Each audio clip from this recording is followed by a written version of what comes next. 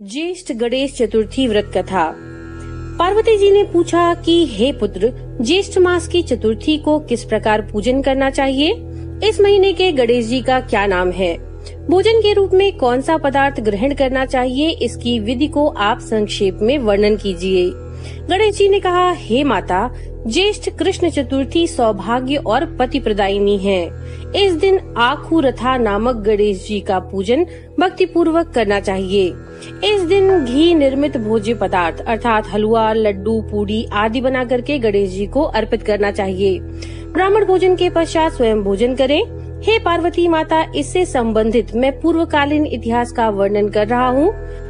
गणेश पूजन और व्रत की विधि जो पुराण में वर्णित है उसे सुनिए। सतयुग में 100 यज्ञ करने वाले एक पृथु नामक राजा हुए। उनके राज्यांतर्गत दयादेव नाम के एक ब्राह्मण रहते थे। वेदों में निष्णात उनके 4 पुत्र थे।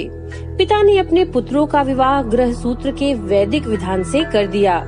उन 4 बहुओं में बड़ी बहू अपने सास से कहने लगी कि हे सासू जी, मैं बचपन से ही संकटनाशक गणेश चतुर्थी का व्रत करती आई हूँ। मैंने पितृगृह में भी इस शुभदायक व्रत को किया है। अतः हे कल्याणी, आप मुझे यहाँ व्रतानुष्ठान करने की अनुमति प्रदान करें। पुत्र वधू की बात सुनकर उसके ससुर ने कहा कि हे बहू, तुम सभी बहुओं में श्रेष्ठ और बड़ी हो। तुम्हें किसी प्रकार का कष्ट नहीं है और ना तो तुम भिक्षुणी हो। ऐसी स्थिति में तुम किस लिए व्रत करना चाहती हो? हे सौभाग्यवती, अभी तुम्हारा समय उपभोग करने का है। ये गणेश जी कौन है, फिर तुम्हें क्या करना? कुछ समय पश्चात बड़ी बहू गर्भिणी हो गई। 10 मास बाद उसने सुंदर बालक का प्रसव किया। उसकी सास बराबर बहू को व्रत करने का निषेध करने लगी और व्रत छोड़ने के लिए बहू को बाध्य करने लगी। व्रत भंग होने के फलस्वरूप गणेश जी कुछ दिनों में कुपित हो गए और उसके पुत्र के विवाह काल में वर वधु के सुमंगली के समय उसके पुत्र का अपहरण कर लिया। इस अनहोनी घटना से मंडप में खलबली मच गई। सब लोग व्याकुल होकर कहने लगे, लड़का कहाँ गया? किसने अपहरण कर लिया? बारातियों द्वारा ऐसा समाचार पाकर उसकी माता अपने ससुर दयादेव से रो रो कर कहने लगी कि हे ससुर जी, आपने मेरे गणेश चतुर्थी व्रत को छुड़वा दिया है, जिसके परिणाम स्वरूप ही मेरा पुत्र गायब हो गया है। अपनी पुत्र वधू के मुख से ऐसी बात सुनकर ब्राह्मण दयादेव बहुत दुखी हुए। साथ ही उसकी पुत्र वधू भी बहुत दुखी हुई। पति के लिए दुखित पुत्र वधू प्रत्येक मास संकट नाशक गणेश चतुर्थी का व्रत करने लगी। इसके पश्चात एक दिन एक वेदज्ञ और दुर्बल ब्राह्मण भिक्षाटन के लिए इस मधुर भाषिणी के घर आए।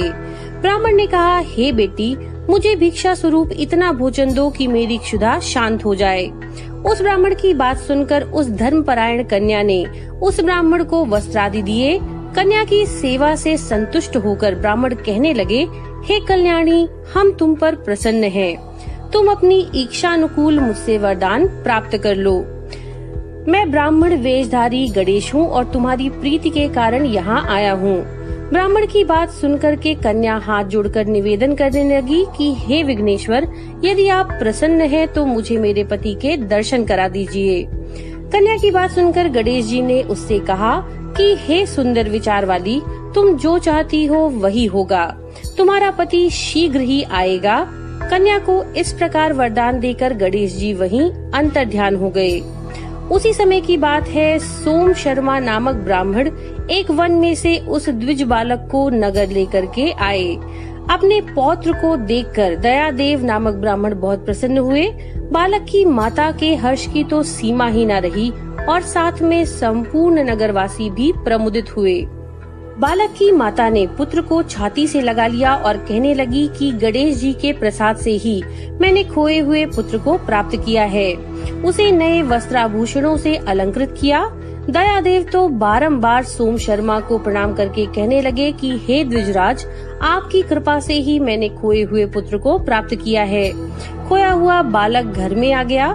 सोम शर्मा को सुस्वादु भोजन कराकर धोती दुपट्टा से विभूषित करके गोदान किया। फिर से मंडप का निर्माण करके विधि पूर्वक वैवाहिक कार्य संपन्न किया। इससे सभी पुरवासी प्रसन्न हुए। वह भाग्यशालिनी कन्या अपने पति को पाकर धन्य हो उठी। ज्येष्ठ माह के कृष्ण पक्ष की चतुर्थी मनुष्यों के मनोरथ को पूर्ण करती है। इस दिन नर नारियों को एक दंत गणपति का पूजन करना चाहिए। हे देवी, पूर्व कथित रीति से भक्ति पूर्वक जो व्यक्ति इस व्रत का पूजन करेंगे उनकी संपूर्ण इच्छाएं पूरी होंगी। श्री कृष्ण जी कहते हैं, हे राजन युधिष्ठिर, भगवान गणेश जी के व्रत का ऐसा ही महात्म्य है। हे महाराज, अपने शत्रुओं के विनाशार्थ आप भी इस व्रत को अवश्य कीजिए। तो ये थी ज्येष्ठ गणेश चतुर्थी व्रत कथा। नमो नारायण।